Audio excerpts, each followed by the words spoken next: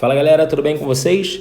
Eu vou seguir na minha proposta de utilizar questões de vestibular como referencial para a gente explorar os temas que são abordados em cada uma delas. Vamos nessa. Eu escolhi um tema biomoléculas para a gente trabalhar nesse módulo. A primeira questão pede para você relacionar corretamente as substâncias orgânicas com as suas respectivas características, numerando os parênteses abaixo de acordo com a seguinte indicação. 1, ele faz referência aos glicídios, 2, ele faz referência aos lipídios. Antes de qualquer coisa, eu gostaria de chamar a atenção para os sinônimos. Glicídios também podem ser chamados de sacarídeos, também podem ser chamados de óses, podem ser chamados de carboidratos, podem ser chamados de hidratos de carbono e podem ser chamados de açúcares. São todos sinônimos. Eu faço questão de definir esses termos porque muitos alunos acreditam que os açúcares sempre têm um gosto, um sabor adocicado, quando na verdade açúcar é só um termo que define uma classe de compostos orgânicos, geralmente representados ou por um aldeído ou por uma acetona. Geralmente essas são as funções orgânicas em destaque. Então, quando eu falar em glicídio, sacarídeo, oase, carboidrato, hidrato de carbono ou açúcar, eu estou falando de uma classe de elementos orgânicos que tem funções diversas. Já os lipídios, eles são caracterizados por serem moléculas altamente hidrófobas, que têm uma grande aversão à água. E aí as funções orgânicas são as mais variadas possíveis. É comum a gente apresentar a função orgânica álcool ou a função orgânica éster. Essas são as funções que costumam aparecer. O colesterol, por exemplo, é um álcool. Agora, quando você trabalha com glicerídeo, por exemplo, ele seria um éster. E por aí vai. Os lipídios são caracterizados efetivamente por serem moléculas altamente hidrófobas. Bem, a primeira afirmativa, o cara diz que eles podem ser classificados como monossacarídeos, disacarídeos ou polissacarídeos. Ele está falando dos glicídios, então já vou colocar aqui o número 1 para a gente. Esses monossacarídeos são açúcares que apresentam de 3 a 7 átomos de carbono. Eu costumo destacar as pentoses, açúcares que têm 5 átomos de carbono, e as hexoses, que são os açúcares que têm 6 átomos de carbono. As pentoses, no geral, têm um papel estrutural, compõem a estrutura dos nucleotídeos, que vai montar os ácidos nucleicos. Então, a gente destaca a ribose, que está presente na estrutura do RNA, e a desoxirribose, que está na estrutura do DNA. Enquanto as pentoses têm um papel estrutural, as hexoses têm um papel energético. São moléculas que são oxidadas em vias bioquímicas para a obtenção do tal do ATP. Dentre as hexoses, a gente sempre destaca a molécula de glicose, mas a gente precisa lembrar dos outros isômeros, né? Além da molécula de glicose, a gente apresenta a galactose e apresenta a frutose. São elementos que têm a mesma fórmula molecular, apresentam somente uma distribuição diferente dos átomos no espaço. Um detalhe interessante é que muitas das vezes a glicose costuma aparecer com o termo de destrose. Fala-se em destrose porque quando a gente trabalha com a isomeria óptica, você trabalha com o isômero D e o isômero L, ou seja, a forma destrógera da glicose e a forma levógera da glicose. A forma levógera, apesar de ter um sabor adocicado, ela não pode ser metabolizada pelo nosso organismo. Na verdade, não há nem absorção. Então, ela poderia ser utilizada para fins dietéticos sem trazer nenhum comprometimento para a saúde de um indivíduo. A questão toda é que a fabricação da forma levógera da glicose, que é industrial, ainda é extremamente dispendiosa e aí você não tem um interesse econômico por trás disso. A forma natural, que a gente encontra no ambiente e que pode ser metabolizada, é a forma destrógena. Então, se você em algum momento ouvir falar em destrose, ele está falando da forma destrógena da glicose, o seu isômero que pode ser metabolizado pelo nosso organismo. Já os disacarídeos, esses caras aqui, eles são formados pela união de 2 monossacarídeos. E aí a gente sempre destaca o papel de 3 disacarídeos que são relevantes na dieta. A maltose, formada pela união de 2 moléculas de glicose, a lactose, que é formada pela união de uma glicose com uma galactose, e ainda tem a sacarose, que é o açúcar dietético, o açúcar que está presente nos frutos, formados pela união de uma molécula de glicose com uma molécula de frutose. Além dos disacarídeos, a gente tem os polissacarídeos. Esses são formados pela união de mais de 20 monossacarídeos. Entre 3 e 20 monossacarídeos, você tem a categoria dos oligosacarídeos, que ele não descreve na questão, mas que são evidentes na superfície das membranas celulares. Eles definem as bases do reconhecimento celular, são os antígenos de histoautocompatibilidade. Dentre os polissacarídeos, é comum a gente destacar a celulose, presente na parede celular dos vegetais, a quitina, constituinte da parede celular dos fungos e presente no exoesqueleto dos artrópodes. A gente costuma destacar o glicogênio, polissacarídeos de reserva dos animais e fungos, e ainda existe o amido, polissacarídeos de reserva da célula vegetal. A próxima afirmativa: podem ser classificados como glicerídeos, ceras, carotenoides, dentre outros. Claramente ele está falando dos lipídios, então eu já marco ali o número 2 na frente. Os lipídios se distribuem realmente em múltiplas categorias, né? Você tem os lipídios simples, que são representados pelos glicerídeos e pelos cerídeos. Dentre os glicerídeos que merecem destaque, a gente pode falar no triglicerídeo. Esses caras aqui representam 90% dos lipídios presentes na nossa dieta. Geralmente a gente coloca uma sigla assim, ó, TAG, de triglicerídeo ou triacilglicerol. Esse cara, ele é formado pela união de 3 ácidos graxos e uma molécula de glicerol. São 3 ácidos orgânicos ligados em um álcool trihidroxilado. Você tem ali uma reação de esterificação com a formação do triglicerídeo. Esses triglicerídeos, eles compõem a maior reserva energética do corpo de um animal. É a reserva energética que pode se apresentar em grande quantidade, ocupando um espaço muito pequeno, exatamente pelo fato de serem altamente hidrófobos, né? Não tem retenção de água no tecido. As substâncias sérias, os cerídeos, também são lipídios simples. A diferença dele para o glicerídeo é que esse cara é formado pela união de um ácido graxo com um álcool de cadeia longa, o que caracteriza uma molécula altamente hidrófoba. Esse cara aqui ele é encontrado principalmente revestindo a superfície dos vegetais, formando o que nós chamamos de cutícula. A cutina é a principal substância séria evidente na cutícula, nesse revestimento das folhas. Além dos lipídios simples, nós temos os lipídios compostos, que ele não citou, mas a gente pode lembrar, que são os lipídios que se associam a alguém, né? A gente costuma falar na existência dos fosfolipídios, existem também os glicolipídios, e existem as lipoproteínas. É a forma pela qual a gente consegue fazer o transporte de lipídios no plasma sanguíneo.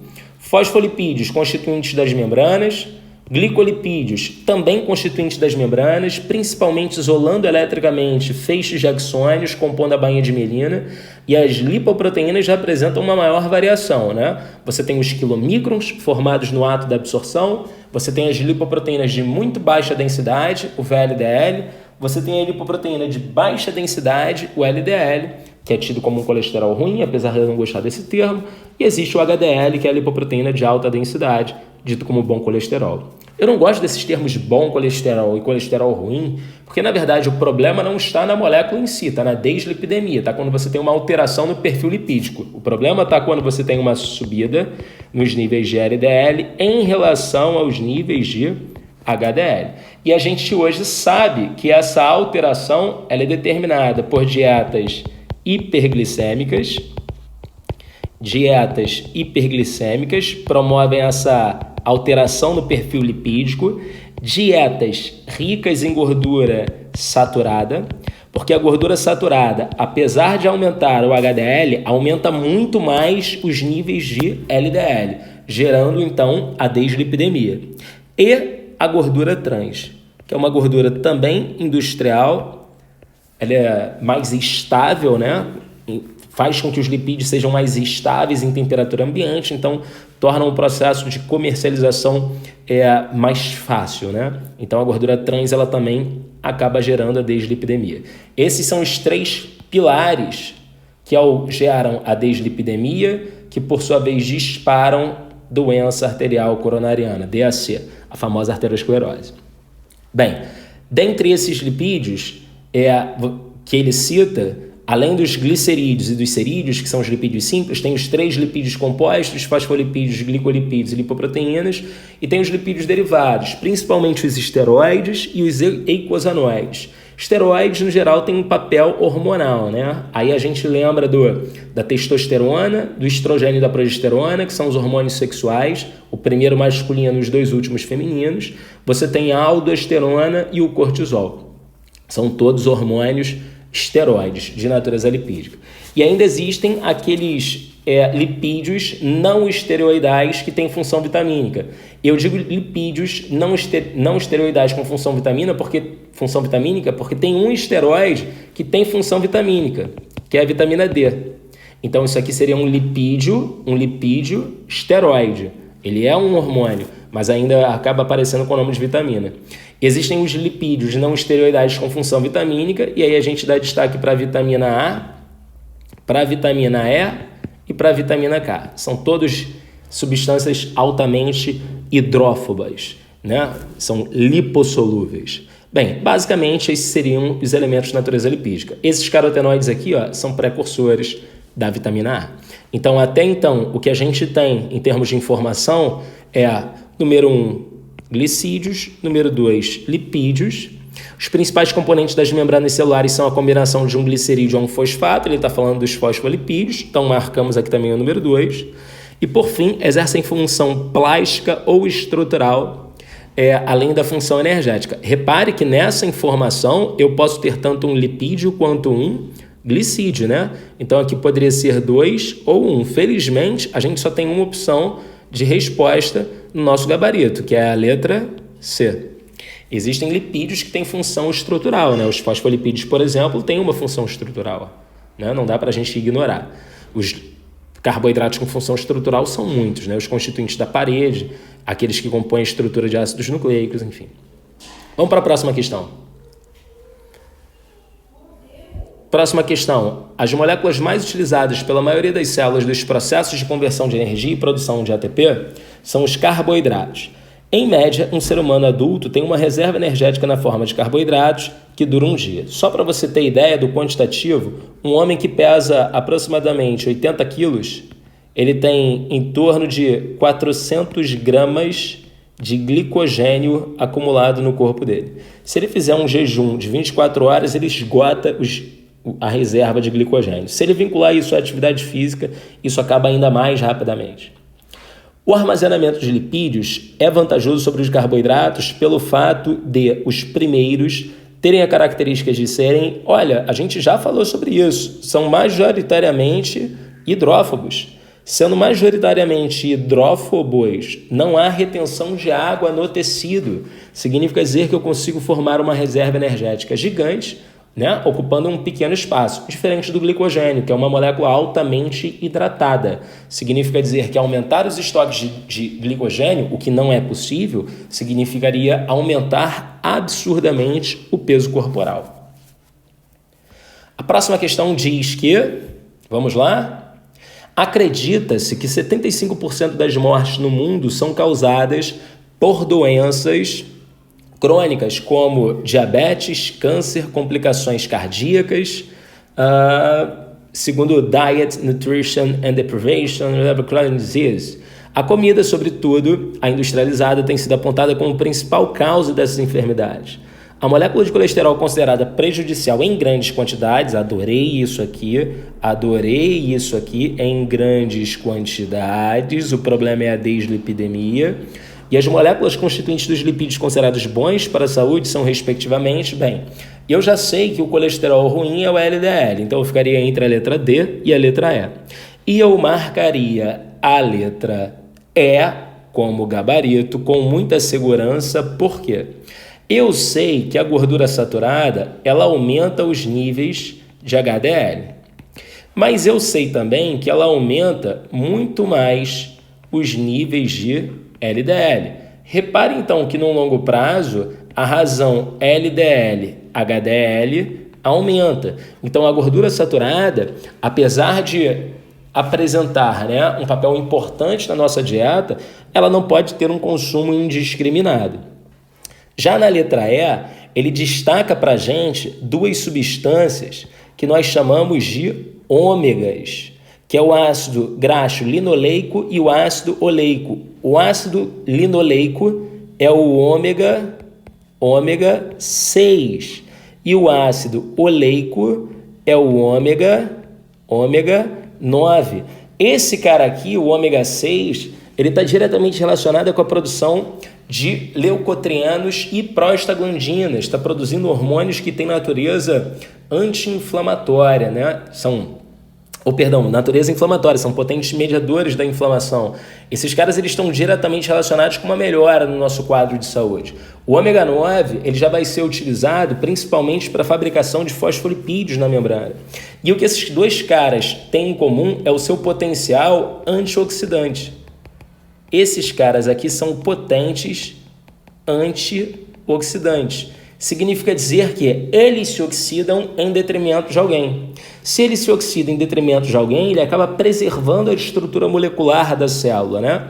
Isso significa dizer, então, que o consumo de ácidos graxos poliinsaturados acabam melhorando o nosso perfil lipídico. Eles aumentam muito o nível de HDL e diminuem o nível de LDL, jogando essa relação lá para baixo.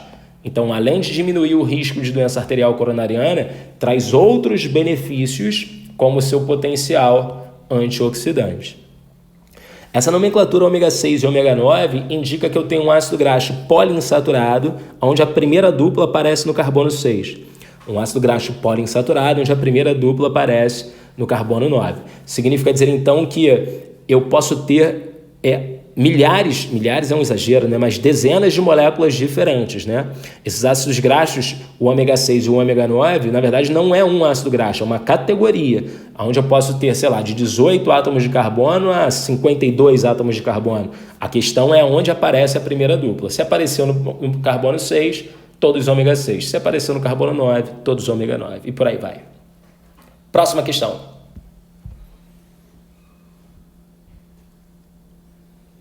Estadual de Santa Catarina. Importantes compostos orgânicos dos seres vivos, as proteínas, cadeia polipeptídica, diferem entre si nos seguintes aspectos. As proteínas diferem nos tipos de aminoácidos presentes na cadeia. Olha,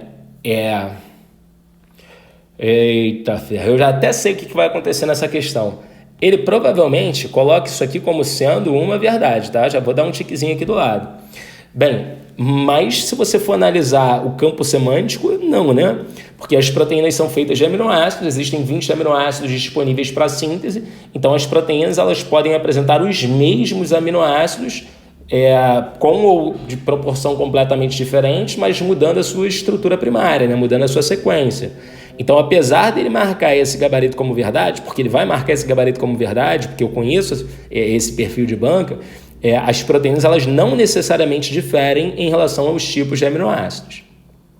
Elas diferem em relação à quantidade de aminoácidos presentes na cadeia? Provavelmente ele também vai botar isso aqui como sendo verdadeiro, né? As proteínas elas podem diferir na quantidade de aminoácidos, mas tem proteínas que podem apresentar a mesma quantidade de aminoácidos, que vai definir se elas são iguais ou diferentes à estrutura primária.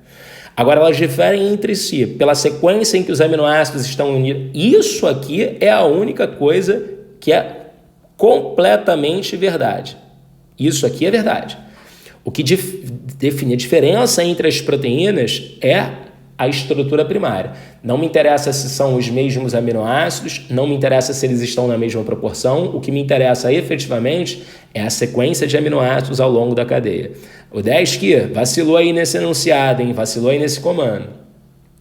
Elas diferem entre si pelos nucleotídeos presentes na cadeia. Opa, isso aqui é uma mentira absoluta, né? Proteínas não são feitas de nucleotídeos, proteínas são feitas de aminoácidos. Então, como eu já tinha olhado e não tem um gabarito somente 3, ele provavelmente coloca como gabarito a letra E. 1, 2 e 3. E aí a gente entra naquela discussão, né, de que o vestibular nem sempre seleciona o melhor aluno. Às vezes o vestibular seleciona aquele moleque que é mais talentoso de observar o que a questão está encaminhando para o gabarito, sacou? Atenção.